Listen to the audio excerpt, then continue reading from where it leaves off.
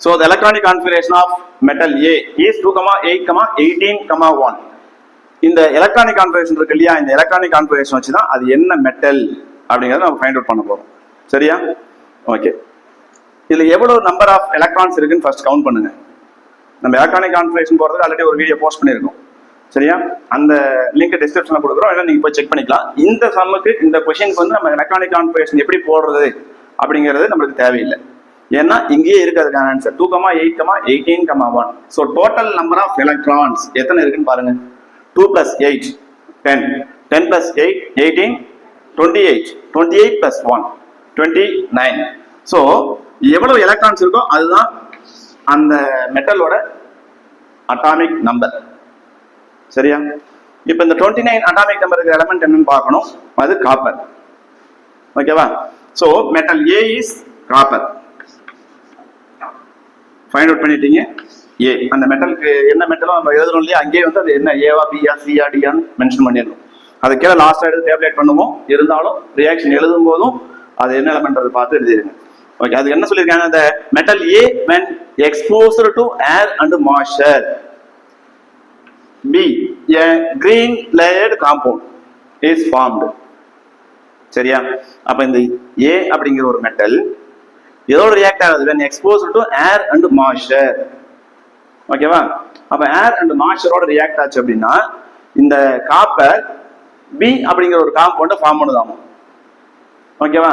அப்ப ஏர் இந்த காப்பர் ஏர்ல என்ன இருக்கும், ஆக்சிஜன் இருக்கும், பிளஸ் கார்பன் டை ஆக்சைடு இருக்கும் CO2, பிளஸ் மாய்ஸ்சர் என்னது H2O வாட்டர். இது எல்லாத்தையும் சேர்த்து எழுதுறோம். ஸோ மெட்டல் ஏ என்னன்னு எழுதிட்டேன். இந்த மெட்டல் ஏ என்னது, காப்பர். காப்பர் எப்படி கண்டுபிடிச்சோம்? 2,8,18,1 எல்லாத்தையும் ஆட் பண்ணா 28 கிடைக்கும்.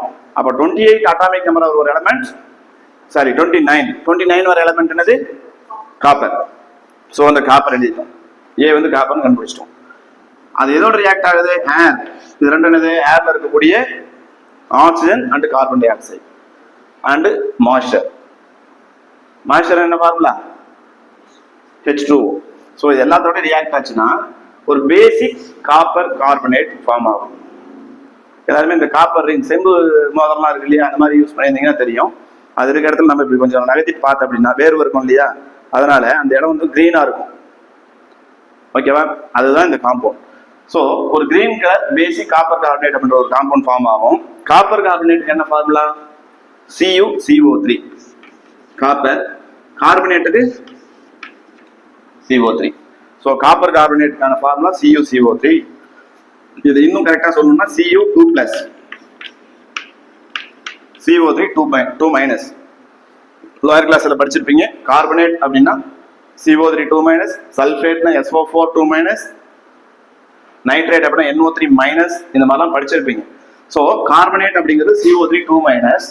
இந்த காம்பவுண்ட்ல காப்பரோட ஆக்சிடேஷன் ஸ்டேட் 2+. ஸோ நம்ம கிறிஸ்காஸ் போடவே தேவையில்ல, டைரக்டா சேம் வேல்யூ ஆப்போசிட் சார்ஜ்னால கேன்சல் ஆயிரும். ஸோ CuCO3 காப்பர் கார்பனேட் கிடைச்சிருச்சு. டாட் ரஸ்ட்ல எழுதிருப்போம் இல்லையா, ரஸ்ட் எழுதும் போது டாட் XH2 எழுதுவல்ல, அந்த மாதிரி இங்க டாட் வச்சுக்கணும். அதுக்கப்புறம் பிளஸ் அதெல்லாம் எதுவும் மென்ஷன் பண்ணக்கூடாது. சரியா?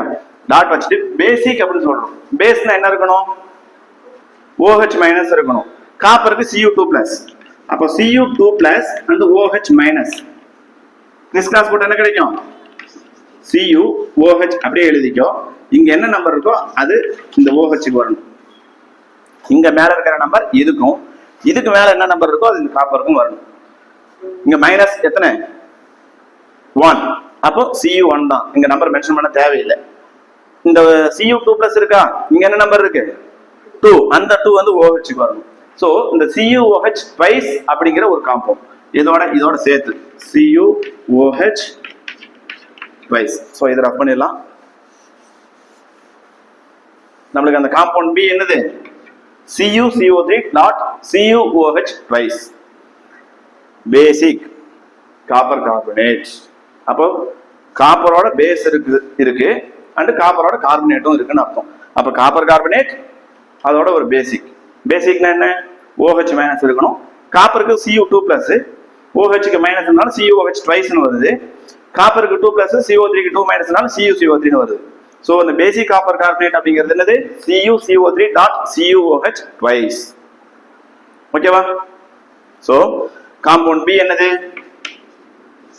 பேசிக் காப்பர் கார்பனேட். ஏ காப்பர், அந்த ஏ வந்து என்னது? ஏர் அண்ட் மாய்ஸ்சர் கூட ரியாக்ட் ஆச்சு அப்படின்னா ஏர்ல ஆக்சிஜனும் இருக்கும் கார்பன் டை ஆக்சைடு ரெண்டுமே எடுத்துக்கணும் இந்த ரியாக்ஷனுக்கு. So copper A, oxygen and carbon dioxide from air and moisture இதெல்லாம் ரியாக்ட் ஆகிட்டு பேசிக் காப்பர் கார்பனேட் நம்மளுக்கு கிடைக்குது இந்த காம்பவுண்ட் பி. அடுத்து என்ன சொல்லியிருக்காங்க? A with concentrated sulphuric acid. A with concentrated sulphuric acid. A என்ன நம்மளுக்கு தெரியும், என்னது? Cu. A with concentrated sulfuric acid H2SO4. இது மெட்டல். எந்த ஒரு மெட்டலும் சல்ஃபியூரிக் ஆசிடோட ரியாக்ட் ஆச்சு அப்படின்னா, அதுலயும் கான்சென்ட்ரேட்டட் சல்ஃபியூரிக் ஆசிடோட ரியாக்ட் ஆச்சுன்னா அந்த மெட்டலோட சல்ஃபேட். மெட்டல் ஹைட்ரோகுளோரிக் ஆசிடோட ரியாக்ட் ஆச்சுன்னா மெட்டல் குளோரைடு. மெட்டல் நைட்ரிக் ஆசிடோட ரியாக்ட் ஆச்சுன்னா மெட்டல் நைட்ரேட். இந்த மாதிரி ஃபார்ம் ஆகும். ஸோ நீங்க கான்சென்ட்ரேட்டட் சல்ஃபியூரிக் ஆசிடோட ரியாக்ட் ஆகுதா, அப்ப மெட்டல் அண்ட் அதனுடைய சல்ஃபேட். நம்ம ஆல்ரெடி இங்க சொல்லியிருப்பேன், எழுதணும் இல்லையா? கார்பனேட்னா CO3 2 மைனஸ், சல்ஃபேட்னா SO4 2 மைனஸ், அப்ப சல்ஃபேட் SO4 2 மைனஸ். காப்பருக்கு என்ன ஆக்சிடேஷன் ஸ்டேட் சொன்னோம் இப்போ? Cu 2 plus. என்ன ஆகும்? CuSO4. ஸோ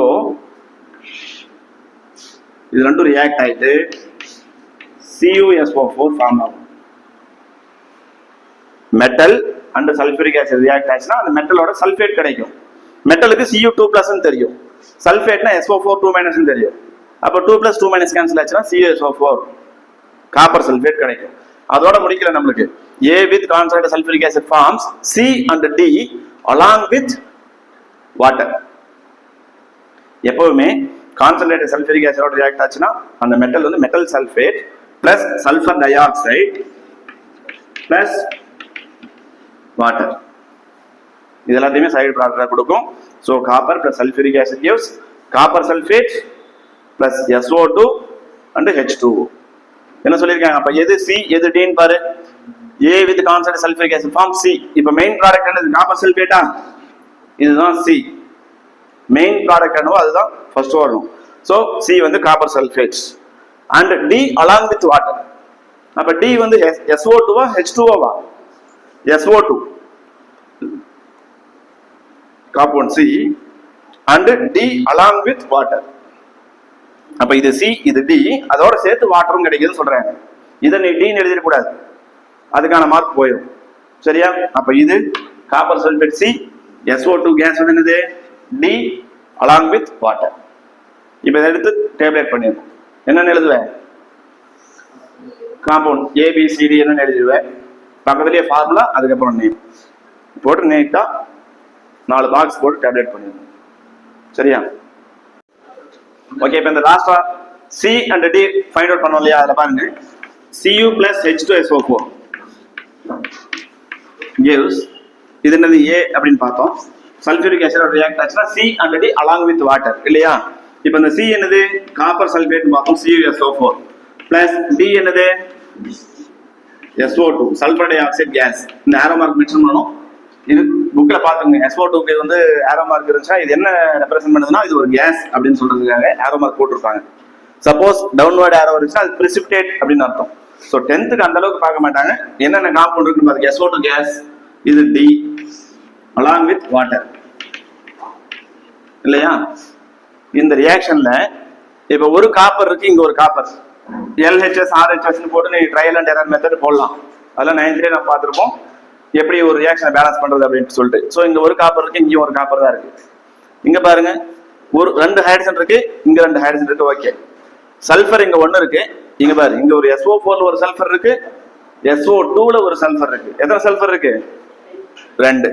அப்போ 2H2SO4 போட்டுக்கணும். அப்ப 2H2SO4 போட்டோம். 2Sக்கு ஓகே. பட் இந்த H2O இப்ப எத்தனை ஆயிடுச்சு? 2 டைம்ஸ் ஆயிடுச்சு. அப்ப இங்க H2O அப்படின்னு 2 டைம்ஸ் போடணும். ஓகே. மற்றதெல்லாம் பேலன்ஸ் ஆயிருக்குன்னு பாருங்க. ஒரு காப்பர் ஒரு காப்பர் 2 ஹைட்ரஜன் 2H2, இங்கேயும் 2H2. ஓகே, சல்ஃபர் 2 சல்ஃபர், இங்க ஒன்று இங்க ஒன்று, ரெண்டு சரியா போச்சு. ஆக்சிஜன் 2 × 4 8 ஆக்சிஜன் இருக்கா? இந்த 8 ஆக்சிஜன்ல இங்க ஒரு 4 ஆக்சிஜன், இங்க ஒரு 2, இங்க ஒரு 2. ஓகேவா?